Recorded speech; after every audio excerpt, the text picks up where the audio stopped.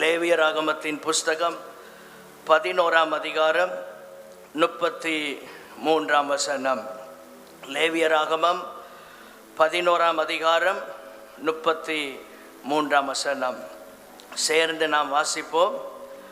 அவைகளில் ஒன்று மண் பாண்டத்திற்குள் விழுந்தால் அதற்குள் இருக்கிறவை யாவும் தீட்டுப்பட்டிருக்கும், அதை உடைத்து போட வேண்டும். எல்லாரும் சொல்லுங்க, அதை.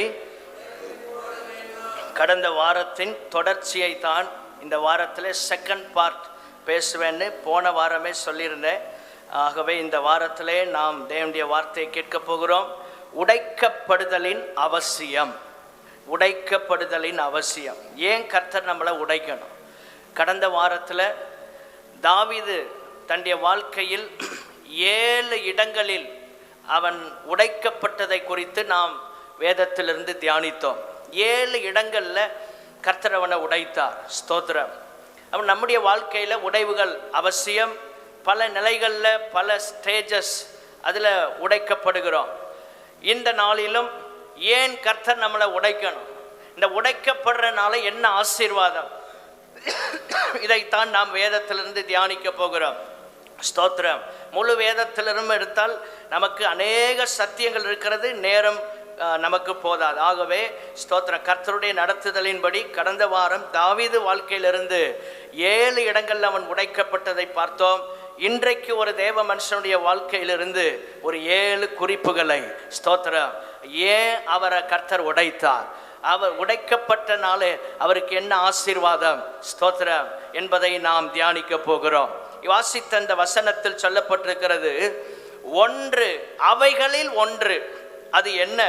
மேலே உள்ள வசனங்களை நீங்கள் வாசித்து பார்த்தால் புரிந்து கொள்ள முடியும். ஊரும் பிராணிகள், அசுத்தமானவைகள், எலி, பெருச்சாலி, உடும்பு, இப்படி பல்லி, இதெல்லாம் நிறையா சொல்லப்பட்டிருக்கிறது. இதில் ஏதாவது ஒன்று, ஸ்தோத்திரம், இதெல்லாம் தீட்டு என்று சொல்லப்பட்டிருக்கிறது. இவைகள் ஏதாவது ஒன்று விழுந்தால் அது தீட்டுப்பட்டிருக்கும். இதெல்லாம் எதுக்குள்ள விழுதோ அது தீட்டா மாறிடும் அப்படின்னு சொல்லப்பட்டிருக்கு. நம்முடைய வாழ்க்கையில் இப்படிப்பட்ட சில காரியங்கள், ஆண்டவர் விரும்பாதவைகள், தேவன் வெறுக்கிற சில அனுபவங்கள், ஸ்தோத்திரம், தேவன் வேண்டாம் என்று விலக்கி வைக்கிற சில காரியங்கள் நம்முடைய வாழ்க்கைக்குள். இந்த மண் பாண்டம் நம்முடைய வாழ்க்கைக்கு அடையாளம். நீங்களும் நானும் ஒரு மண் பாண்டமாக இருக்கிறோம். இந்த மண் பாண்டத்திற்குள் தேவன் அங்கீகரிக்காத ஒன்று வரும்போது, ஸ்தோத்திரம், அது தீட்டாக மாறுகிறது. கர்த்தர் சொல்லுகிறார், அதை உடைத்து போட வேண்டும். ஆமென். அதை என்ன செய்ய வேண்டும்? உடைத்து போட வேண்டும். தேவனுடைய பிள்ளைகளே, ஸ்தோத்திரம், ஆண்டவர் விலக்கி வைத்த ஒரு கனி ஏதேன் தோட்டத்தில் இருந்தது. தேவன் விலக்கின கனி தோட்டத்துக்கு வெளியில இல்லை, தோட்டத்துக்கு உள்ள, தோட்டத்துக்கு நடுவில் இருந்தது. தேவன் விரும்பாத ஒன்று எங்கேயோ தூரத்தில் இல்லை, உங்க பக்கத்துல தான் இருக்கும், உங்க வாழ்க்கையின் அருகாமையில தான் இருக்கும். ஸ்தோத்திரம். தேவன் விரும்பாத ஒரு விஷயம் எங்கேயோ தூரத்துல இல்லை, எங்கேயோ டிராவல் பண்ணி போகணும்னு அவசியம் இல்லை, உங்க பக்கத்திலேயே இருக்கலாம். அந்த நன்மை தீமை அறியத்தக்க கனியின் விருட்சம் தோட்டத்துக்கு நடுவில் இருந்தது. அதுபோல ஜீவ விருட்சத்தின் கனியும் இருந்தது.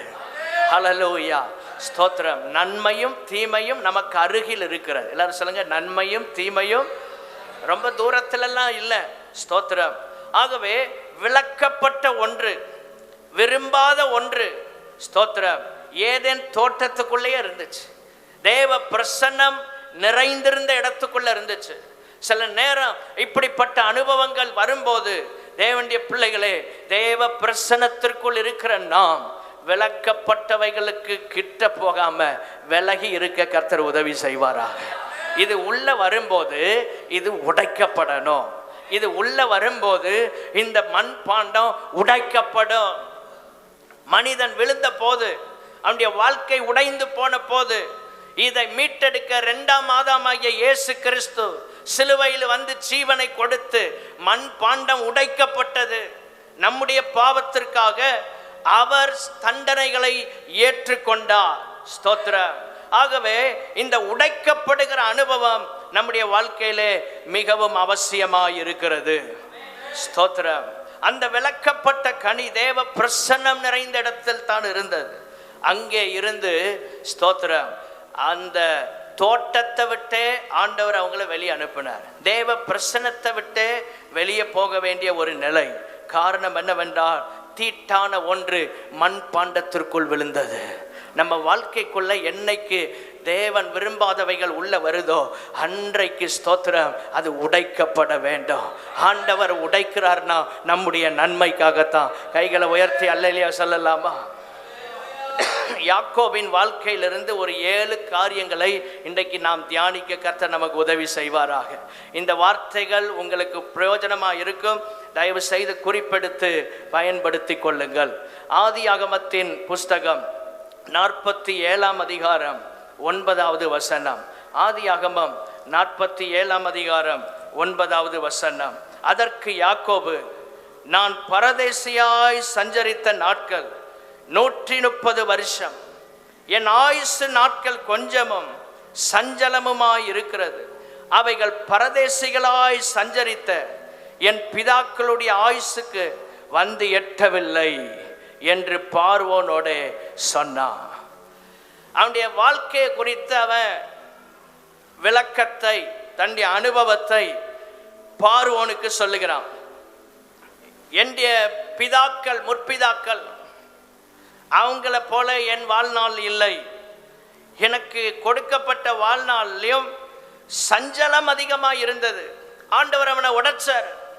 அவன் சென்ற பாதையில் அவனை ஆண்டவர் உடைத்து உடைத்து உடைத்து தான் உருவாக்குகிறார். இந்த அனுபவத்தை பார்வோனிடத்தில் இந்த யாக்கோபு சொல்லுகிறதை நாம் பார்க்கிறோம். இவன் வாழ்க்கையில் அப்படிப்பட்ட உடைவுகளுக்கு நடுவில் கர்த்தர் அவனை கிருபையாய் நடத்தினார். ஹல்லேலூயா, ஸ்தோத்திரம். உடைக்கப்படுகிற அனுபவம் நமக்கு நன்மையை கொண்டு வருகிறது.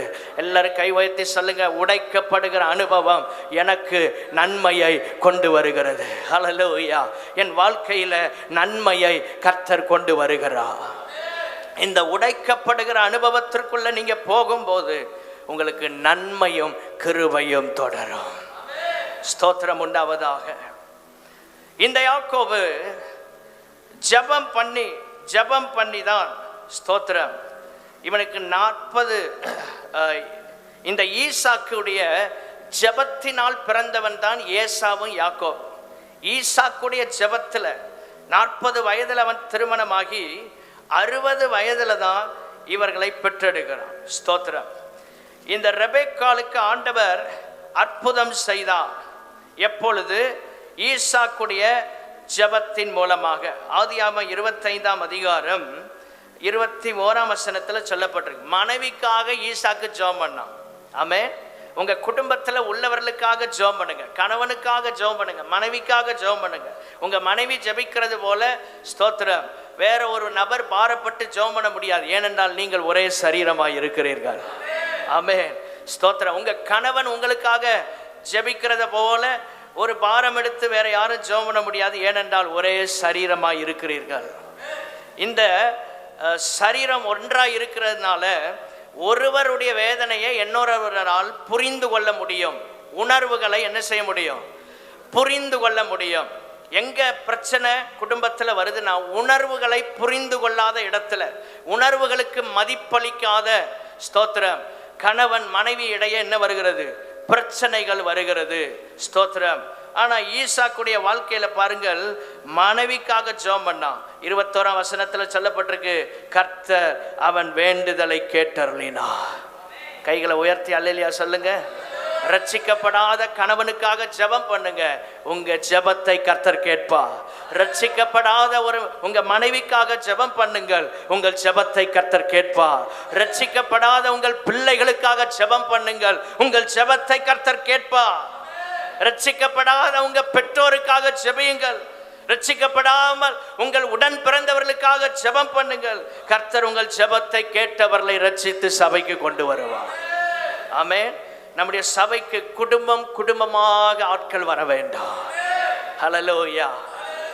கணவன் மனைவி பிள்ளைகள் அப்படி சேர்ந்து வரணும். எவ்வளவு பெரிய சந்தோஷம். ஹல்லேலூயா. அப்படி ஆண்டவர் அந்த நாட்களை கொண்டு வருவாராக. குடும்பமாக வருவது ஒரு பெரிய ஆசீர்வாதம். ஜெபம் பண்ணுங்க, ஆண்டவர் ஜெபத்தை கேட்பா. ஈசாக்கு பிள்ளைகளுக்காக ஜெபம் பண்ணோம், எப்படியாவது ஒரு அற்புதம் நடக்கணும் அப்படின்னு. ஆண்டவர் அற்புதம் செய்தார். ரெபேக்காள் கருவில் இருக்கிற குழந்தைகளுக்காக ஜெபம் பண்றான். கர்த்தரிடத்தில் போய் விசாரிக்கிறான். 22ஆம் வசனத்தை பாருங்க. அவருடைய கற்பத்திலே பிள்ளைகள் ஒன்றோடு ஒன்று மோதி கொண்டிருந்தன. உள்ளே போராட்டம். ஸ்தோத்திரம். வெளியில வர்றதுக்கு முன்னாலே என்னது, போராட்டம் ஆரம்பிச்சிருச்சு. இந்த கேரி பண்ற டைம்ல நிறைய போராட்டங்கள் வரும். கணவன் மனைவி உறவுக்கு இடையில பிரச்சனைகள் வரும். இதெல்லாம் என்ன செய்யணும்னா, நல்ல ஜெபம் பண்ணி தினமும் கருவில் இருக்கிற குழந்தைக்காக கணவனும் மனைவி இணைந்து ஜெபம் பண்ணோம். வீட்டில் உள்ளவங்க ஜெபம் பண்ணோம். கர்த்தர் ஆசீர்வாதத்தை கொடுப்பார். ஆமென். ஸ்தோத்திரம். இந்த டைம் ரொம்ப முக்கியமான ஒரு நேரம். ஒரு கருவில் குழந்தையை சுமக்கிற நேரம். அந்த கேரி பண்ற டைம் ரொம்ப அதிகமாக ஜெபம் பண்ண வேண்டிய ஒரு டைம். இந்த நேரத்தில் இந்த ரெபேக்காள் என்ன செய்கிறாள், கர்த்தரிடத்தில் போய் விசாரிக்கிறாள். உங்க வாழ்க்கை குறித்து இல்ல, உங்க பிள்ளைகள் வாழ்க்கை குறித்து எத்தனை பேர் தேவ சமூகத்தில் விசாரிக்கிறீங்க? இன்னைக்கு நம்ம ஒரு அஜெண்டா போட்டு, ஆண்டவரே இப்படிதான் என் பிள்ளைகள் வாழ்க்கை இருக்கணும், என் பிள்ளைகள் ஆசீர்வாதம்னு கேட்கிறோம். ரெபேக்காள் அப்படி கேட்கல. இந்த பிள்ளைகளை குறித்து உங்க பிளான் என்ன ஆண்டவரே என்பதை அன்றே அவள் தெரிந்து கொண்டாள். கைகளை உயர்த்தி அல்லேலூயா சொல்லுங்க. நாம் நல்ல ஒரு பெற்றோராய் பிள்ளைகளுக்கு இருப்பதற்கு, பிள்ளைகளை கருவில் பிள்ளையை சுமக்கும் போதே ஆண்டவர் சமூகத்தில் கேட்கணும், ஆண்டவரே இந்த பிள்ளையை குறித்து நீங்க வச்சிருக்கிற பிளான் என்ன? பிளான் பிக்கு போகாதீங்க, பிளான் ஏல தான் இருக்கணும். ஆண்டவருடைய திட்டத்திலே நீங்கள் இருக்க வேண்டும். அப்படி ஜெபம் பண்ணி உங்க பிள்ளைகளை பெற்றெடுக்க வளர்க்க கர்த்தர் கிருபைகளை தருவாராக. தேவ சமூகத்தில் கர்த்தரிடத்தில் விசாரிக்கும்படி போனால் ஆண்டவர் சொன்னாரு, ரெவலேஷன் கொடுக்கிறார். 2 பிள்ளைகளுடைய ஃபியூச்சர் எப்படி இருக்குங்கிறத ஆண்டவர் கருவுல சுமக்கும் போதே ரெபேக்காளுக்கு ஆண்டவர் வெளிப்பாட கொடுக்கிறார். நீங்க ஜெபம் பண்ணா உங்க பிள்ளைகளை குறித்த காரியங்களை கர்த்தர் உங்களுக்கு வெளிப்படுத்துவார். ஆண்டவர் பெரிய பிளான் வச்சிருக்கிறார். இல்லை பாஸ்டர், என் பிள்ளைகளை குறித்து இப்படியெல்லாம் எனக்கு ஆசை இருக்கு, எதெல்லாம் என்னால் சாதிக்க முடியலையே அதெல்லாம் என் பிள்ளைகள் சாதிக்கணும், தப்பு இல்லை. ஆனால் இதை விட ஒரு பெரிய பிளான் ஆண்டவர் உங்கள் பிள்ளைகளை குறித்து வைத்திருக்கும் போது நீங்கள் ஒரு குறுகின திட்டத்தோட ஏன் வாழ வேண்டும்? ஒன்றை சொல்லுகிறேன், தேவன் ஒரு பிளான் உங்கள் பிள்ளைகளை குறித்து வச்சுருந்தாருன்னா, நீங்கள் அதற்கு இன்னொரு பிளான் வச்சுருந்தீங்கன்னா இந்த பிள்ளைகள் லைஃப் ஸ்ட்ரகிள் ஆகும். சில நேரம் ஆண்டவருடைய பிரசன்னத்தை விட்டே அவங்க தூரமாக போயிடுவாங்க.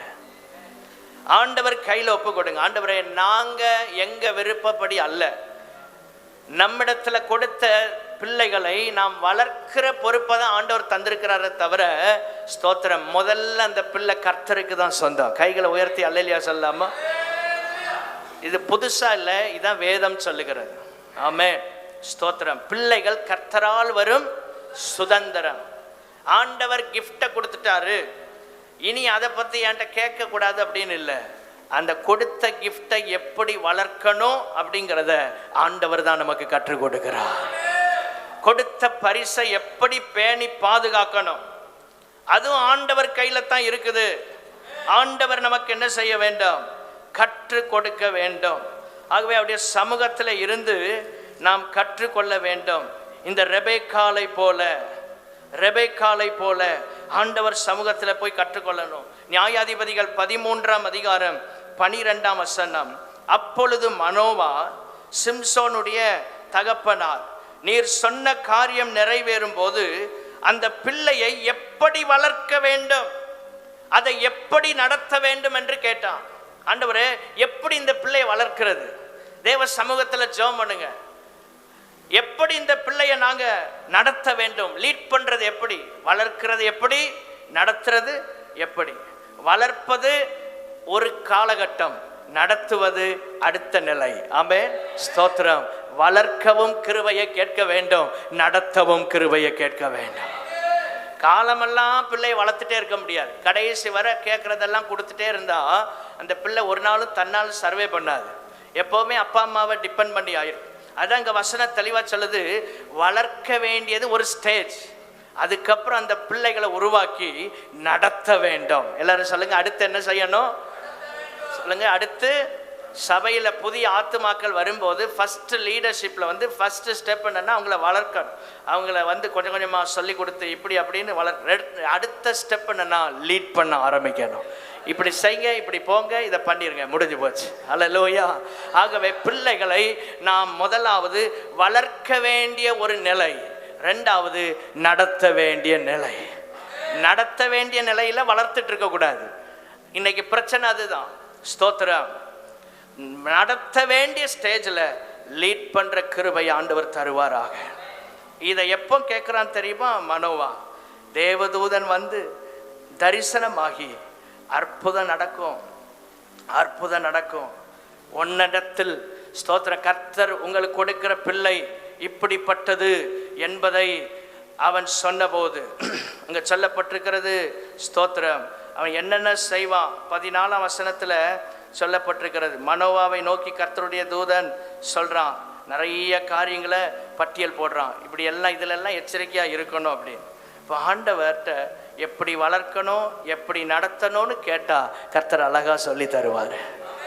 ஹல்லேலூயா. அங்கே தான் கேட்கணுமே தவிர வேற எங்கேயும் கேட்கக்கூடாது. ஆமென். பிள்ளைகளை பெற்றோருடைய கண்ட்ரோலில் வைத்து வளர்க்க வேண்டும். இதுதான் பெரிய டாஸ்க். அங்கே எங்கேயுமா நம்ம விட்டுட்டோம்னா இந்த பிள்ளைகள் எதிர்கால ஃப்யூச்சர் அஃபெக்ட் ஆகும். ஏன் கொடுத்தாருன்னா உங்களை நம்பி, என்னை நம்பி. ஆமென். ஸ்தோத்திரம். வீட்டில் மூத்தவர்கள் இருப்பது ஆசீர்வாதம். அவங்க அந்த பிள்ளைகளை நேசிப்பாங்க, அந்த பிள்ளைகளை தூக்கி கொஞ்சுவாங்க, எல்லாம் நல்லது. ஆனால் உங்கள் கண்ட்ரோலில் தான் அந்த பிள்ளைகள் வளர்க்கப்பட வேண்டும். கைகளை உயர்த்தி அல்லேலூயா சொல்லாமா? அதுதான் ஒரு ஆசீர்வாதம். பிள்ளைகள் எதிர்காலம் ஆசீர்வாதமாக இருக்கும். ஸ்தோத்திரம். இந்த யாக்கோபு இப்படி தான் வளர்க்கப்பட்டு வர்றான். ஜெபத்தினால் பிறந்தவர்கள் தான் ஏசாவும் யாக்கோபு. தேவ சமூகத்திலே பிறப்பதற்கு முன்பாகவே இவங்க எதிர்காலம் எப்படி இருக்கும் என்று தாயாரால் ஜெபம் பண்ணி ஜெபத்தில் கேட்கப்பட்டு அந்த தரிசனத்தை முதலாவதே ரெபெக்காள் பெற்றுக்கொண்டு அப்படிதான் பிள்ளைகளை வளர்த்து கொண்டு வருகிறார்கள். இந்த சூழ்நிலை வருகிறது. யாக்கோபும் வளர்கிறான், ஏசாவும் வளர்ந்து கொண்டு இருக்கிறான். ஆனால் இந்த யாக்கோபு வாழ்க்கையில் ஏசாவை காட்டிலும் பல நிலைகளில் அவன் உடைக்கப்படுகிறான்.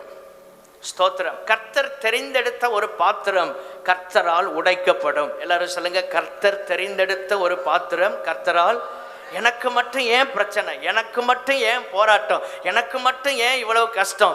ஆண்டவர் உங்களை தெரிந்தெடுத்திருக்கிறார், ஆண்டவர் உங்களை அழைத்திருக்கிறார், ஆண்டவர் உங்களை முன்குறித்திருக்கிறார். உங்க வாழ்க்கையை கர்த்தர் உடைத்து உடைத்து உருவாக்க விரும்புகிறார். ஹல்லேலூயா. உடைத்து உடைத்து உருவாக்க விரும்புகிறார். ஸ்தோத்திரம். ஆதியாகமத்தின் புஸ்தகம் ஸ்தோத்திரம். அங்கே நான் வாசிக்கும் போது 25ஆம் அதிகாரம் 30 to 34 வரைக்கும் குறித்து கொள்ளுங்கள். வாசிக்க டைம் இல்லை. ஆதியாகமம் 25ஆம் அதிகாரம் 30ஆம் வசனத்திலிருந்து 34ஆம் வசனம் வரைக்கும் குறித்து கொள்ளுங்கள். ஸ்தோத்திரம். அங்கே சொல்லப்பட்டிருக்கிறது, ஏசா யாக்கோபை நோக்கி, இந்த சிவப்பான குள்ளை எனக்கு கொஞ்சம் சாப்பிட்றதுக்கு கொடு. நான் ரொம்ப களைப்பா இருக்கிறேன், ரொம்ப பசி, ரொம்ப தாகம். அப்படியே வெளியில வேட்டைக்கு போயிட்டு வர்றவன் அவன் சொல்றான், எனக்கு கொஞ்சமா கொடு. இந்த யாக்கோபு அவன் கொடுக்கறதுக்கு கூட ஒரு டிமாண்ட் வைக்கிறான். ஸ்தோத்திரம். ஏன் கர்த்தர் நம்மளை உடைக்கன்னா, ஸ்தோத்திரம், முதலாவது குறிப்பு, தேவனால் கொடுக்கப்பட்ட ஸ்லாக்கியத்தை தன்னுடைய திறமையினால் பெற்றுக்கொள்ளலாம் என்கிற தவறான புரிதல், ஒரு ராங் அதாவது அண்டர்ஸ்டாண்டிங். எதை குறித்து? ஆண்டவர் சில ஸ்லாக்கியங்களை கொடுக்கிறார். சேஷ்ட புத்திர பாகம் என்பது தேவனால் கொடுக்கப்பட்டது, இது மனிதனால் தீர்மானிக்கப்பட்டது அல்ல. இது புதிய ஏற்பாட்டில் இல்லை, பழைய ஏற்பாட்டில். அப்போ பழைய ஏற்பாட்டில் தேவனால் கொடுக்கப்பட்ட இந்த ஸ்லாக்கியத்தை யாக்கோபு நினைக்கிறான், நம்ம டேலண்ட்டை யூஸ் பண்ணி என்ன செய்யலாம், பெற்றுக்கொள்ளலாம் அப்படின்னு அவனுக்கு ஒரு தவறான புரிதல். அவனுடைய ஃபோக்கஸ் எல்லாம் சேஷ்டபுத்திர பாகத்தில் தான் இருக்கு. இந்த சேஷ்டபுத்திர பாகம் இருந்தால் நல்லா ஆயிடலாம்.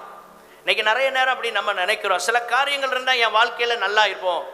இல்லை, ஆண்டவர் எனக்கென்று எதை கொடுத்திருக்கிறாரோ அதில் என்னை கர்த்தர் ஆசீர்வதிப்பார். ஆமென், ஸ்தோத்திரம். ஏசாவுக்கு இருக்கிற மேன்மையை தினமும் இவன் பார்த்து பார்த்து ஏங்கி இருக்கிறான்.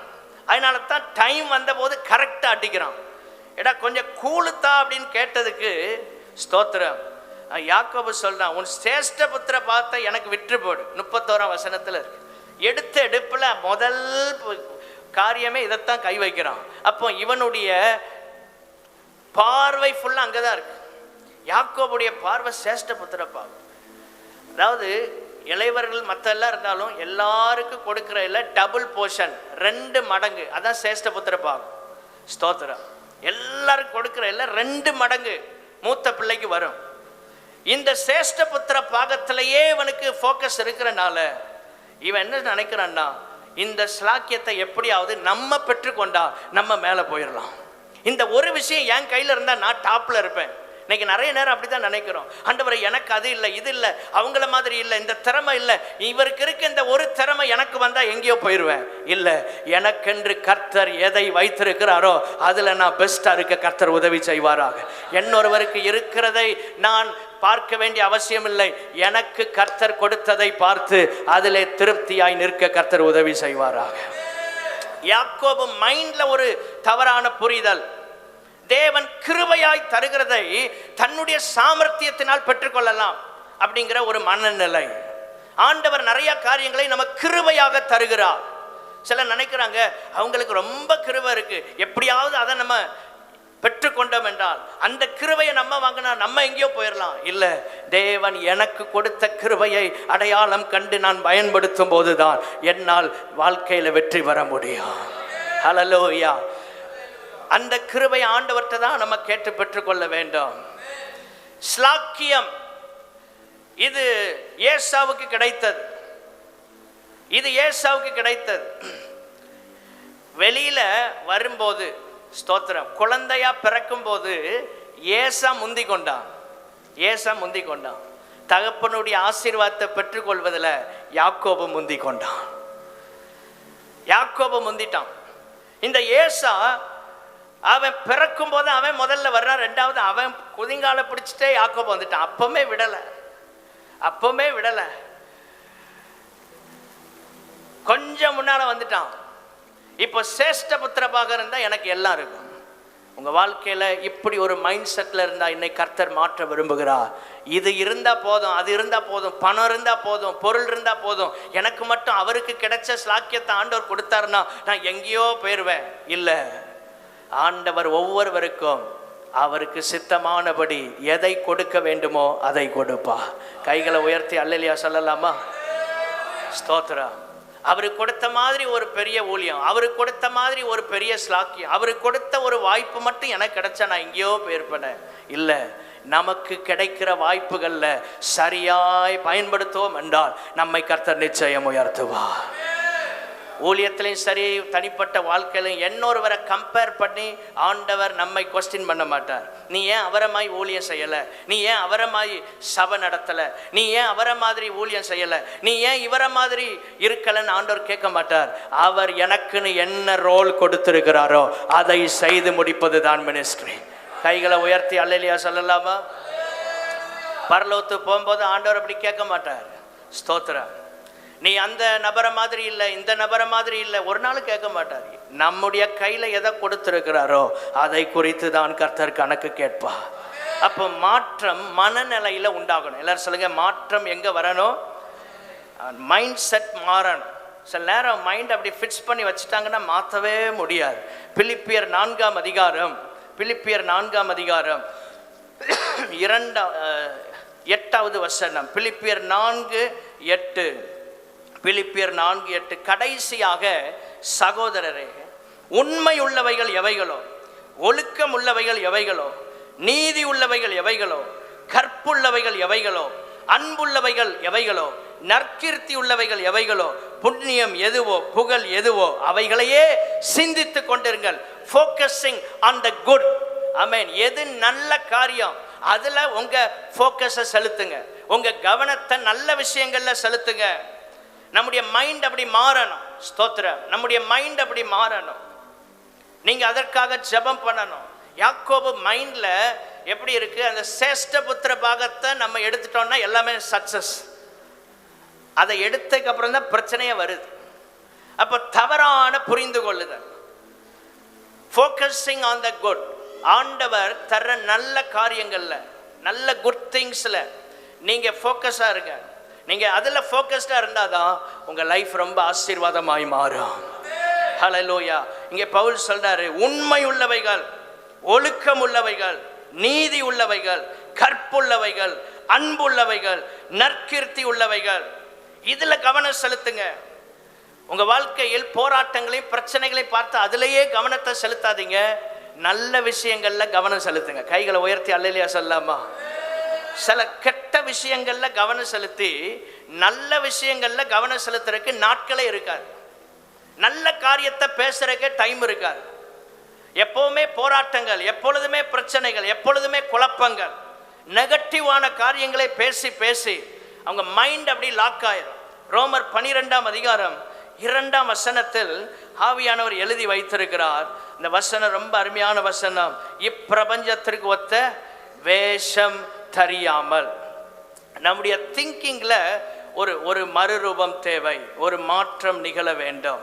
ஸ்தோத்திரம். நம்முடைய தாட் ப்ராசஸ் இதுல ஒரு சேஞ்ச் வரணும். நீங்க சிந்திக்கிறதுல ஒரு மாற்றத்தை கர்த்தர் தர விரும்புகிறார். நீங்க எதை சிந்திக்கிறீங்க அப்படிதான் உங்க செயல்கள் வரும். இந்த ரோமர் 12:2, நீங்கள் இந்த பிரபஞ்சத்திற்கு ஒத்த வேஷம் தெரியாமல், இந்த வேர்ல்டுல இருக்கிற பேட்டர்னை நீங்க ஃபாலோ பண்ணக்கூடாது. உலகத்துல அந்த பேட்டர்ன் மாறிக்கிட்டே இருக்கும், வித்தியாசமா இருக்கும்.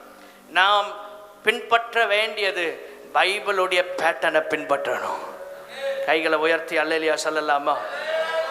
மூல உபதேசங்கள், அடிப்படை சத்தியங்கள் அப்படின்னு நம்ம சொல்றோம். இதெல்லாம் பைபிள்ல இருக்கிறது, நிருபங்கள்ல இருக்கிறது. இந்த அடிப்படை உபதேசங்கள், அந்த கோர், அதுல நம்ம ரொம்ப காம்ப்ரமைஸ் ஆகாம இருக்கணும். ஹல்லேலூயா. அதாவது அவர்கள் ஒவ்வொருடைய தேசத்திலும் இந்த கல்ச்சருக்கு ஏற்றபடி அவங்களுடைய பிராக்டிஸ் மாறும். அவர்களுடைய ஸ்தோத்திரம் ஒவ்வொரு காரியங்களையும் வித்தியாசமா செய்வாங்க. ஆனால் உபதேசத்துல மாற்றம் இருக்கக்கூடாது. கைகளை உயர்த்தி அல்லேலூயா சொல்லாமா? ஒவ்வொருடைய பிராக்டிஸ் ஒவ்வொரு இடத்துக்கு ஏற்றார் போல. சில மாநிலங்கள்ல போறோம், அங்கெல்லாம் வித்தியாசமா இருக்கும். ஒவ்வொரு இடங்கள்லையும் வித்தியாசம் இருக்கு. ஆனால் உபதேசம் ஒன்றுதான். கைகளை உயர்த்தி ஆமென் சொல்லாமா? ஆகவே இதை நாம் புரிந்து கொள்ள வேண்டும். நம்முடைய தாட் ப்ராசஸ்ல ஒரு சேஞ்ச் நடக்கணும். அங்க ஒரு மாற்றம். ஸ்தோத்திரம். அந்த மனநிலையில ஒரு மாற்றம் வரும்போதுதான் ஆண்டவர் அற்புதங்களை செய்ய முடியும். யாக்கோபு மைண்டை மாத்தணும். ஆகவே அவனை கர்த்தர் உடைக்கிறார். அவன் மைண்ட் நினைக்குது சேஷ்ட புத்திர பாகம் இருந்தா எல்லாமே கிடைச்சிட்டு லைஃப்ல நம்ம ஓஹோன்னு வாழலாம். ஆண்டவர் அவனை உடைக்கிறார். இது இருந்தா இல்லப்பா, சேஷ்ட புத்திர பாகம் இல்ல முக்கியம். ஆண்டவர் அதை அவனுக்கு கற்றுக் கொடுக்கிறதுக்கு காலங்கள் எடுத்தது. ஒரு டிரான்ஸ்ஃபர்மேஷனுக்குள்ள நம்ம வாழ்க்கை வர வேண்டும். அங்க சொல்லப்படுற தேவனுடைய நன்மையும் பிரியமும் பரிபூர்ணமான சித்தம் இன்னதென்று பகுத்தறியத்தக்கதாக உங்கள் மனம் புதிதாகிறதுனாலே மறுரூபமாகுங்கள். இந்த மைண்ட் புதிதா மாறணும். ஹல்லேலூயா. அப்படியே ஒரு ஸ்தோத்திரம், பழைய காரியங்கள், ஸ்தோத்திரம் விட்டு வந்தவைகள், இதே நம்ம மைண்ட்ல தேவையற்ற குப்பைகள் இதெல்லாம் இருந்தா நல்ல விஷயங்களுக்கு இடம் இருக்காது. ஸ்தோத்திரம். சில ஸ்பேஸ் இல்லைன்னா நம்ம அதெல்லாம் என்ன செய்கிறோம், டெலீட் பண்ணிவிட்டு திரும்ப ஸ்பேஸை கொண்டு வரோம். அது மாதிரி உங்கள் வாழ்க்கையில் வார்த்தைக்கு, தேவனுடைய வசனத்திற்கு ஸ்பேஸ் இல்லைன்னா டெலீட் பண்ண வேண்டிய காரியங்களை என்ன செய்யணும், உங்கள் மைண்டை விட்டு அகற்றணும். ஸ்தோத்திரம். அப்போ தான் தேவனுடைய வார்த்தைக்கு அங்கே இடம் இருக்கும். பிரசங்கம் ஈவினிங் கேட்கறதுக்குள்ளே மறந்துடுது. இது இயல்பான நிலை தான். ஆனால் எப்போவுமே ஒரு வேர்டு கூட ஞாபகம் இல்லாமல் இருக்குன்னு வைங்களேன். ஏதாவது ஒரு பாயிண்டாக ஞாபகம் இருக்கணும். நீங்கள் குறிப்பெடுத்தாலும் ஒரு பாயிண்ட், ஆமென் ஸ்தோத்திரம், ஒரு வார்த்தை உங்களோடு திரும்ப திரும்ப பேசிக்கொண்டே இருக்கும். அப்போ மைண்ட்ல தேவனுக்கு இடம் கொடுங்கள். 2 கொரிந்தியர் 10ஆம் அதிகாரம் 5வது வசனம். 2 கொரிந்தியர் 10ஆம் அதிகாரம் 5ஆம் வசனம். அவைகளால் நாங்கள் தர்க்கங்களையும் தேவனை அறிகிற அறிவுக்கு விரோதமாய் எழும்புகிற எல்லா மேட்டிமையும் நிர்மலமாக்கி எந்த எண்ணத்தையும் கிறிஸ்துவுக்கு கீழ்ப்படிய சிறைப்படுத்துகிறவர்களாய் இருக்கிறோம். ஆமே, இதெல்லாம் சிறை பிடிக்கணுமா? தேவனுக்கு விரோதமான எண்ணங்கள், தேவனுக்கு விரோதமான ஸ்தோத்திரம் எண்ணங்கள், சிந்தை, இதெல்லாம் நம்ம கண்ட்ரோல்ல சிறை பிடிச்சு வைக்கணும். இது கண்ட்ரோலை விட்டு போயிருச்சுன்னு வைங்க, இது செயல் வடிவத்தில் வந்துடும். அப்போ தேவனுக்கு எதிரான விஷயங்கள் எல்லாம் மைண்ட்ல வரும். இதை என்ன செய்யணும்னா பரிசுத்த ஆவியானுடைய பலத்தினால் நாம் சிறை பிடித்து வைக்கணும். சிறை பிடிச்சு வச்சிருந்தா, சிறை பிடிப்பை விட்டுட்டா என்ன ஆகும்? ஒரு கைதி ஓடிடுவான். இந்த கைதியை ஒரு ஜெயிலில் வச்சிருக்கிற மாதிரி நம்ம வாழ்க்கையில் இந்த மாம்சம் இருக்கிற வரைக்கும் கடைசி வர உலக காரியங்கள், மாம்சத்துக்குரியவைகள் போராடி கொண்டே இருக்கும். இதை ஒவ்வொரு நாளும் ஜெபம் பண்ணி தேவனுடைய சமூகத்தில் காத்திருந்து வசனத்தை தியானித்து சபையோடு ஐக்கியப்பட்டு ஊழியங்களை செய்யும் போது, தேவ வார்த்தை கீழ்ப்படியும் போது இந்த எண்ணங்களை நம்ம கடைசி வரை சிறைபிடித்து வைக்கலாம். கைகளை உயர்த்தி அல்லேலூயா சொல்லலாமா? இல்லைன்னா உங்கள் கண்ட்ரோலை விட்டு போயிடும், அவுட் ஆஃப் கண்ட்ரோல் ஆயிரும். அப்படி ஆயிடுச்சுன்னா ஒரு மனுஷன் என்ன நேரம் எப்படி இருக்கிறான்னு தெரியாது. ஸ்தோத்திரம். சிலர் அவங்க கண்ட்ரோலில் இருக்க மாட்டாங்க. சிலர் நானே என் கண்ட்ரோலில் இல்லைம்பாங்க. அப்போ சிறை பிடிக்கலைன்னு அர்த்தம். என்ன பிடிக்கலை? சிறை பிடிக்கலை. இந்த நேரத்தில் என்ன பண்ணீங்க அப்படின்னா, நானே என் கண்ட்ரோலில் இல்லை, என்ன நடந்ததுனே தெரியலை. அப்போ இந்த எண்ணங்களை சிறைப்பிடிக்க நாம் பழகி கொண்டோம் என்றால் நாம் வெற்றியுள்ள கிறிஸ்தவ வாழ்க்கை வாழ முடியும். நீங்கள் நல்ல ஜெபம் பண்ணி அபிஷேகம் பெற்று வந்தோடனே உங்களுக்கு போராட்டம் வராது, சோதனை வராது, பாவ சோதனை வராதுன்னு கிடையாது. சாகர வரைக்கும் ஒவ்வொருவருக்கும் இந்த உலகத்தில் பாவ சோதனைகள் வரும். ஆமென். இந்த சத்தியத்தை புரிந்து கொள்ளணும். சிலர் நினைக்கிறாங்க நல்ல ஜெபம் பண்ணா நமக்கெல்லாம் இந்த சோதனையே வராது. நல்ல ஜெபம் பண்ண சோதனையும் என்ன செய்யணும்? வரத்தான் செய்யும். ஆனால் அப்போ ஜெபம் பண்ணாமல் இருந்தால் விழுந்துருவோம், ஜெபம் பண்ணால் ஜெயிக்கலாம். அல்லேலூயா சொல்லுங்க. கடந்த வாரம் கூட ஒருவர் நான் ரொம்ப ஸ்தோத்திரம் அதிகமாக 3 மணி நேரத்தில் இருந்து 4 மணி நேரமாக ஜெபம் பண்ணுறேன் அப்படின்னு சொன்னார். 4 மணி நேரம் ஜெபம் பண்ணுறேன். இந்த 4 மணி நேரம் ஜெபம் பண்ண ஆரம்பிச்சதுக்கு அப்புறம் என் சரீரத்தில் பலவீனமாக பாஸ்டர், என்னால் சரீரத்தில் உள்ள இந்த வியாதியை கூட என்னால் சமாளிக்க முடியலை. டேப்லெட்ஸ் அதிகமாக எடுக்க வேண்டிய நிலைமை வருது. ஜெபத்தை அதிகப்படுத்தினா இப்படியெல்லாம் நடக்குமான்னு கேட்டார். நான் சொன்னேன், இல்லை, ஜெபம் பண்ணுறனால தான் உங்களுக்கு ஆண்டவர் கிருபையை தந்துட்டு இருக்கிறாரு. ஜெபம் இருந்தால் போராட்டம் வரும், இல்லைன்னு இல்லை, ஜெபம் பண்ணட்டாலும் வரும். ஆனால் ஜெபம் பண்ணால் போராட்டத்தை ஜெயிக்க முடியும். ஜெபம் பண்ணலாம் போராட்டம் நம்மளை ஜெயிச்சிடும். அப்போ கிறிஸ்துவுக்கு எதிரான எண்ணங்கள் இதெல்லாம் சிறை பிடிக்கணும். சில விஷயங்களை உங்க கண்ட்ரோல்ல வைக்க முடிஞ்சா நீங்க வெற்றியுள்ள ஒரு கிறிஸ்தவர் ஜீவியம் செய்யறீங்கன்னு அர்த்தம். உங்க கண்ட்ரோலை விட்டு போகுது. அப்போ நம்ம கிறிஸ்தவ வாழ்க்கையை கொஞ்சம் நாம் ஆராய்ந்து பார்க்க வேண்டும். ஆண்டவர் நம்மிடத்தில் அதை விரும்புகிறார். என்னென்ன விஷயங்கள்? எல்லா மேட்டிமை. சில நேரம் நம்மளை அறியாமலே நமக்குள்ள ஒரு மேட்டிமை வரும், ஏதோ பெருசா சாதித்தது போல. இதெல்லாம் நம்ம சிறைப்பிடித்து வைக்க வேண்டும்.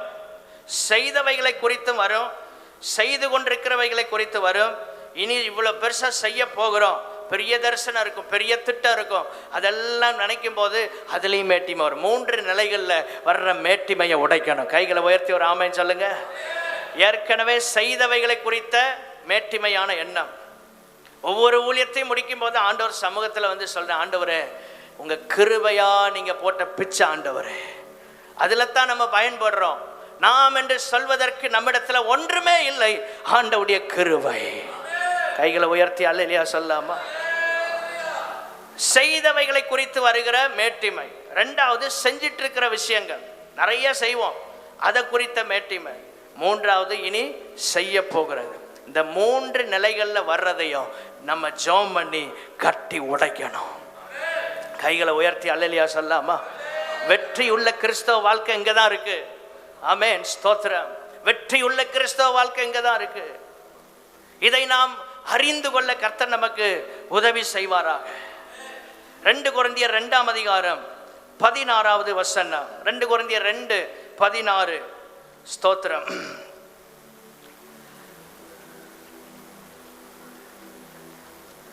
நமக்கு கிறிஸ்துவின் சிந்தை நம்முடைய வாழ்க்கையிலே ஒவ்வொரு நாளும் உண்டாக வேண்டும்.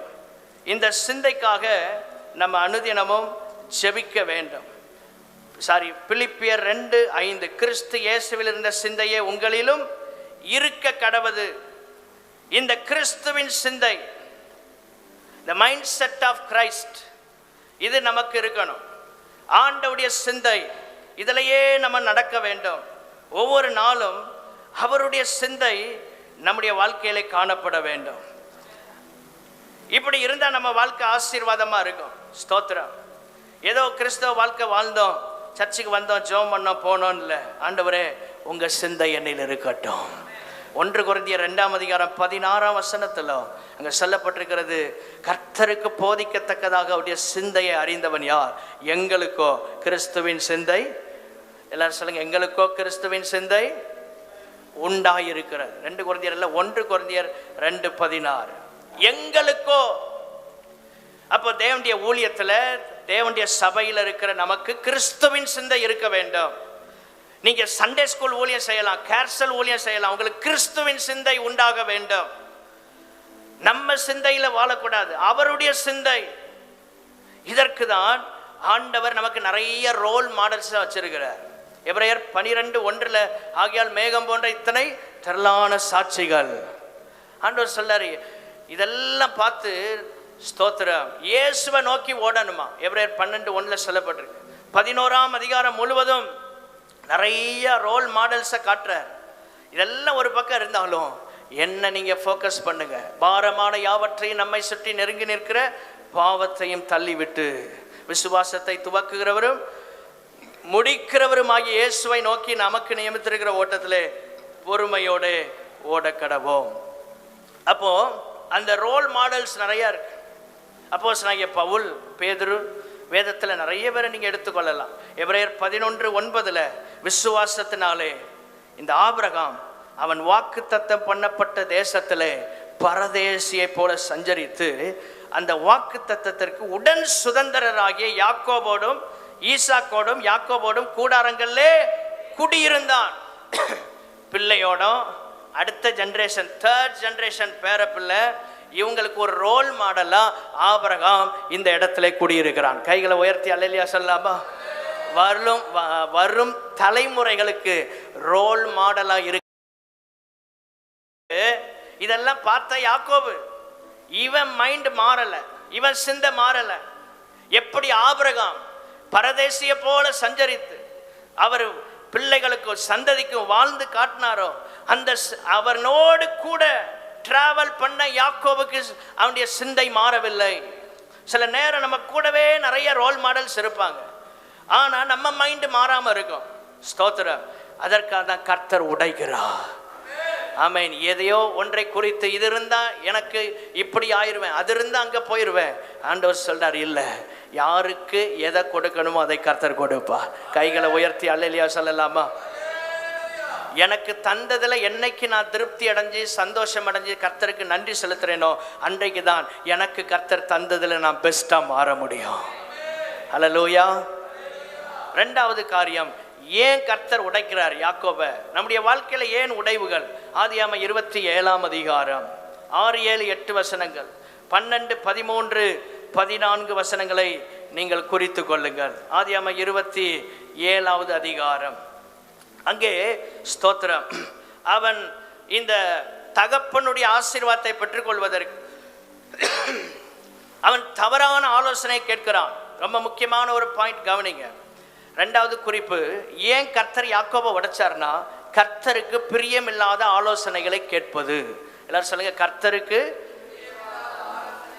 சிலருக்கு அட்வைஸ்னாலே பிடிக்காது, சிலர் அட்வைஸ்னா பயங்கரமா கேட்டு கெட்டு போனவங்களும் உண்டு.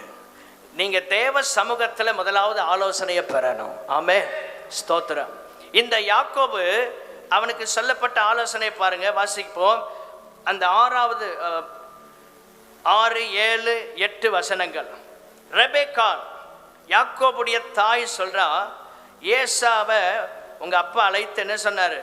நான் புசிச்சு மரணம் அடைகிறதுக்கு முன்னால உன்னை ஆசீர்வதிக்க போறேன், நீ எனக்காக வேட்டையாடி ருசியுள்ள பதார்த்தங்களாக சமைத்து கொண்டு வா அப்படின்னு ஈசாக்கு சொல்லி விட்டுருக்கிறார். உங்கள் அப்பா சொல்லிட்டாரியா, இப்போ உங்கள் அண்ணன் என்ன செய்வான், வந்து சமைச்சு கொண்டு வந்து வேட்டையாடி சமைச்சு ஆசீர்வாதத்தை பெற போகிறான். அதனால் நான் உனக்கு ஒரு ஆலோசனை கொடுக்குறேன். 8ஆம் வசனத்தை பாருங்க. ஆகையால் என் மகனே, என் சொல்லை கேட்டு நான் உனக்கு கற்பிக்கிறபடி செய்.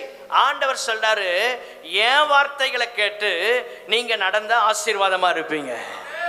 ரெபெக்காள் சொல்றாங்க, நான் கற்பிக்கிறபடி செய். தேவனுடைய பிள்ளைகளே, தவறான ஆலோசனைய உங்க வீட்டில் உள்ள பெரியவர்கள் கொடுத்தா கூட கேட்கக்கூடாது. கைகளை உயர்த்தி அல்லேலூயா சொல்லுங்க. தவறான ஆலோசனைய யாரு கொடுத்தாலும் கேட்கக்கூடாது. ஐயா, அவங்க பெரியவங்க சொல்லிட்டாங்க. ரெபெக்காள் பெரியவங்க தான். அவ கொடுத்த ஆலோசனை யாக்கோபுக்கு பிரச்சனையா முடிஞ்சது.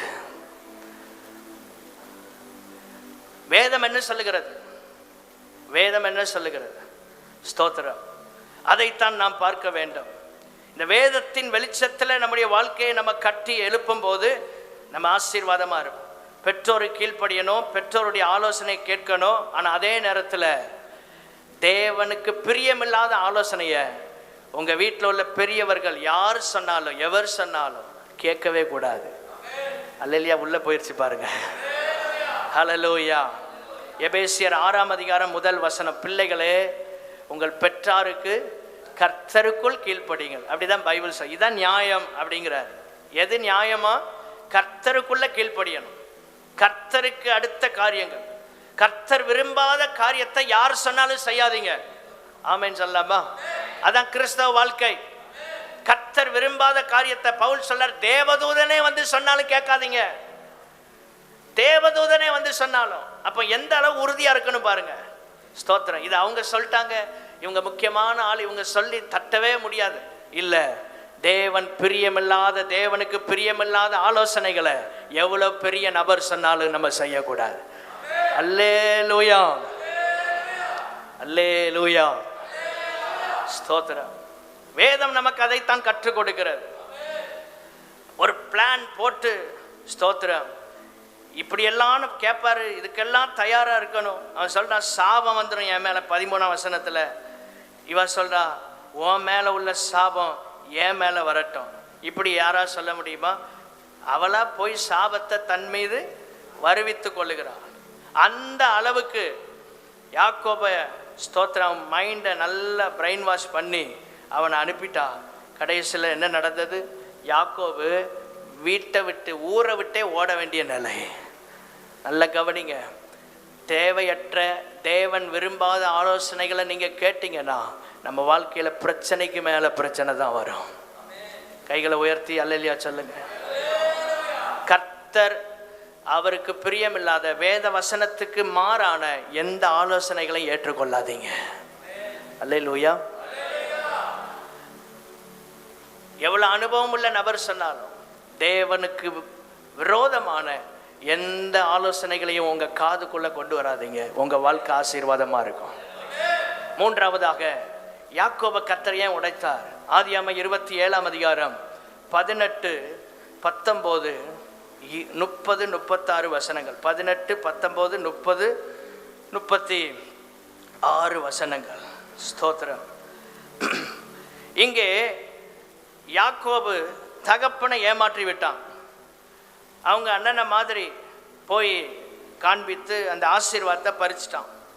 தகப்பனை நோக்கி சொல்றான், நான் தான் ஏசா, நீர் சொன்னபடி நான் செய்தேன், இப்போ நீர் என்னை ஆசீர்வதிக்கலாம். அவன் சொல்றான், நீதானா இவ்வளவு சீக்கிரமா கர்த்தர் உனக்கு எனக்கு நேரிட பண்ணினார் அப்படின்னு சொல்றான். அவனுக்கு சாப்பாட்டு பிரியர் ஈசாக்கு. அவனுக்கு ருசியானதை கேட்குறான். அது என்ன ருசி அப்படிங்கிறத ரெபெக்காள் நல்லா கண்டுபிடிச்சு வச்சிருந்தாங்க. ஆமென். வீட்டையாக்கு என்ன பிடிக்குங்கிறது வீட்டம்மாக்கு என்ன செய்யும் தெரியும். அதே மாதிரி ஈசாக்குக்கு எப்படி சமைச்சு கொடுத்தா சாப்பிட்டுட்டு அப்படியே நிம்மதியாக ஆசீர்வதிப்பார்னு யாருக்கு தெரியும்? ரெபெக்காளுக்கு தெரியும். அதை பயன்படுத்தி இவன் நல்லா சமைச்சு கொடுத்து நல்ல டேஸ்டா சாப்பிட்டுட்டு என்ன செய்கிறான்? தடவி பார்த்து ஆசீர்வதிப்போம். அவனுக்கு இப்பவும் ஒரு சந்தேகம் வருது. ஏதாவது ஒரு இடத்துல தேவ பிள்ளைகள் கொஞ்சம் நம்ம தவறும் போது உள் மனசில் டக்குன்னு ஒன்று உறுத்தும், டக்குன்னு ஒன்று படும். உடனே கொஞ்சம் ஸ்டாப் பண்ணி இது தேவ சித்தமாங்கிறத செக் பண்ணணும்.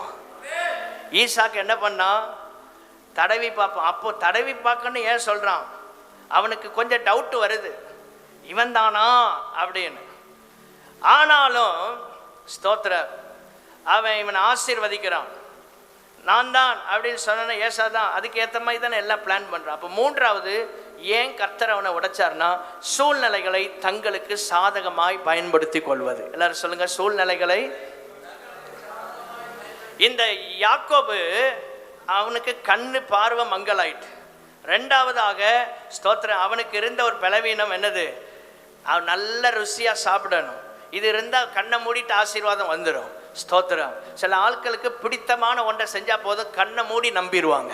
இதுவும் பிரச்சனை தான். ஹல்லேலூயா, ஸ்தோத்திரம். வெளுத்ததெல்லாம் பால் நம்பக்கூடியது. ஆவிக்குரிய உலகத்தில் அப்படி இருக்கக்கூடாது. கண்களை கர்த்தர் திறக்க வேண்டும். தங்களுக்கு ஒரு ஆளை பிடிச்சின்னா பிளாங்கா நம்புவாங்க. ஸ்தோத்திரம். இந்த ஈசாக்கு அவனுடைய பலவீனத்தை யாக்கோபு ரெபெக்காலும் தங்களுக்கு சாதகமாக பயன்படுத்திட்டாங்க. ஆண்டவர் உடைக்கிறார். ஸ்தோத்திரம். பிறருடைய பலவீனங்களை நமக்கு சாதகமாக பயன்படுத்தக்கூடாது. சில ஆட்களை கோபப்படுத்தினா டக்குன்னு ஸ்தோத்திரம் டென்ஷன் ஆகி எதா பண்ணிடுவாங்க. அதை தெரிஞ்சே கோபப்படுத்துவாங்க. ப்ரொவோக் பண்ணுறது, தூண்டி விடுறது. ஸ்தோத்திரம். நம்ம வாழ்க்கையில் இப்படிப்பட்ட அனுபவங்களை நம்ம பார்ப்போம். பிறகு சொல்லுவாங்க, சர்ச்சுக்கு போகிற நீங்கள் இப்படி செய்யலாமா, சர்ச்சுக்கு போகிற நீங்கள் இப்படி பேசலாமா. அப்போ அதை ப்ரொவோக் பண்ணது என்னது? ஸ்தோத்திரம். இந்த ஸ்பிரிட்ஸுக்கெல்லாம் நம்ம கவனமாக இருக்கணும். உங்களை தூண்டி விட்டு பேச விட்டுட்டு அதுக்கப்புறம் அமைதியாக வேடிக்கை பார்த்துட்டு கடைசியில் சொல்லுவாங்க, நீங்கள் ஆவிக்குரியவர்கள் நினச்ச இப்படி சொல்லிட்டீங்களே. அப்போது இதுக்கெல்லாம் நாம் எச்சரிக்கையாக இருக்க வேண்டும். இவன் ரோமம் முடி ரொம்ப இருக்கும் அவங்க ஏசாவுக்கு. அப்போ யாக்கோபு என்ன செய்கிறான்? அதுக்கேற்றபடி தண்டிய வஸ்திரங்கள் எல்லாம் வைத்து அங்கே போய் ஏமாத்திட்டான். அப்பா கேட்பாரு, அவருடைய எண்ணம் ஓட்டம். ஸ்தோத்திரம். அவருடைய மைண்டை இங்கே ரீட் பண்ணிட்டு அதுக்கேற்றபடி போகிறான். பாருங்க எவ்வளோ டேலண்டாக இருக்கிறான். இவ்வளோ டேலண்ட்டை வேற எதுலையா யூஸ் பண்ணிட்டு தான் பெரிய ஆளாக போயிருக்கலாம். ஆனால் இதை நெகட்டிவான விஷயங்களுக்கு, சில நேரம் உங்கள் திறமைகளை தவறான காரியத்துக்கு பயன்படுத்துறீங்களா? சில நல்ல பேச்சு திறமை இருக்கும், இருக்கிற இடம் தப்பாக இருக்கும். சிலருக்கு நல்ல கிருபைகள் இருக்கும், ஆனால் தவறான விதத்தில் அது பயன்படும். இன்னைக்கு ஆண்டவர் சொல்றாரு, தேவன் நமக்கு கொடுத்த எதையும் நாம் மிஸ்யூஸ் பண்ணக்கூடாது. கைகளை உயர்த்தி அல்லேலூயா சொல்லலாமா? ஏசாவின் தாமதம் யாக்கோபை ஈசாக்கு ஆசீர்வதிப்பதற்கு ஏதுவாயிடுச்சு. ஏசா லேட்டாக வர்றான். சில நேரம் அதுக்கு தான் நம்ம தேவ சமூகத்துக்கு எவ்வளோ சீக்கிரம் வர முடியுமோ வந்துடணும். ஹல்லேலூயா. ஆசீர்வாதம் நமக்கு வேணும். ஆமென். யாக்கோபு ரெடியாக உட்காந்துருக்கான் பக்கத்தில். அதான் கூடாரவாசி. என்ன நடக்கு, இவன் எப்போ வெளியே போனால் எப்போ உள்ளே வருவான்னு யாருக்கு தெரியும்? யாக்கோபுக்கு தெரியும். அந்த டைமில் இவன் வேலையை முடிச்சிட்டான். தேவனுடைய பிள்ளைகளை ஆண்டவுடைய காரியத்தில் லேட் பண்ணாதீங்க, உடனே செய்யுங்க, ஆசீர்வாதம் உங்களுக்கு வரும். நான்காவதாக ஆதியாகமம் 28ஆம் அதிகாரம் 12-13 வசனங்களை நாம் பார்க்கும்போது, ஆதியாகமம் 28ஆம் அதிகாரம் 12-13 வசனங்கள். அங்கே அவன் ஒரு சொப்பனம் கண்டான். அங்கே அவன் ஒரு சொப்பனம் கண்டான். யாரு சொப்பனம் கண்டது? இந்த ஸ்தோத்திரம் யாக்கோபு.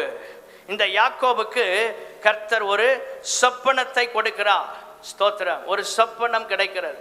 இப்போ இவன் வாழ்க்கையை கர்த்தர் இவ்வளவு தூரம் உடைக்க காரணம் என்ன தெரியுமா? இங்கிருந்து புறப்பட்டு வெளியே ஓடுறான், வீட்டில் இருக்க முடியல. ஆண்டவர் அவனை உடைக்கிறார்.